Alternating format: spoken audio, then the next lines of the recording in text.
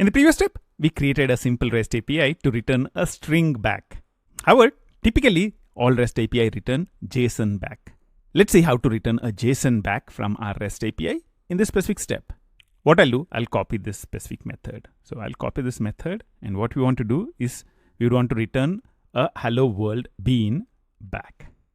And I'll say hello world bean in here as well. And instead of returning hello world as is, what we want to do is to create a hello world bean and return it back. Yep, as you'd expect, you'd get a compilation error. The hello world bean does not exist right now. So what I'll do is do a control1 or command1 and say create class hello world bean. Let's get Eclipse to create the class for us. So let's do that.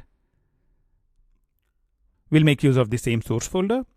I'll use the package which is suggested by Eclipse, which is the hello world package. That looks good. The name looks good. I don't want to use string as the superclass. So let's remove that and let's say finish. And now I would go back to hello world controller. You should see another compilation error that the constructor does not exist. I'll do a control1 or command1 in here, and I would say create constructor hello world bean. So this would create our constructor in here. The name I would want to give in here is message. And I would want to store this in hello world bean. So I'll say this dot message is equal to message. And obviously this dot message is equal to message will give you a compilation error. Control1, create field.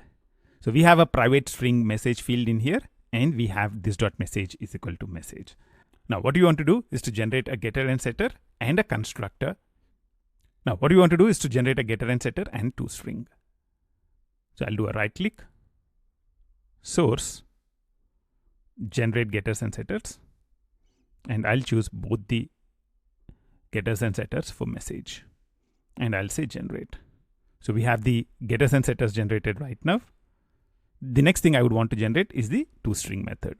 I'll do a right click, source. At the bottom you should see generate toString, which you can click. And I would take the defaults for all of these except for the insertion point, which I would make it the last member and say generate. So we have the toString method created for us as well. So what we are creating in here is a simple Java bean. Let's save this and go back to our controller and save it as well. Now you should see another compilation error because the return type over here is not right. It's string. So I'll do a control1 and say change method type to hello world bean. So now our method return type is hello world bean, and I can save this, and you should see that everything should compile right now.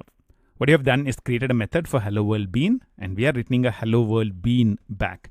So instead of returning a string back, we are returning an instance of our own class. So we have created a class called hello world bean, and this contains a member variable with the name message. What we are doing is we are setting hello world as the value into the message. We are creating a bean and returning it back. Let's see what would happen if I execute this URL. So hello world bean is what we are looking for. I'll press enter right now, and you should see a JSON response come back. You can see that there is an attribute called message with a value called hello world. If I look at the raw response, it would look like this: message hello world. I've installed a JSON formatter, Chrome extension. If you do a Google for it, you should land up on JSON formatter in here. And the formatter actually would convert this raw string into a formatted JSON like this.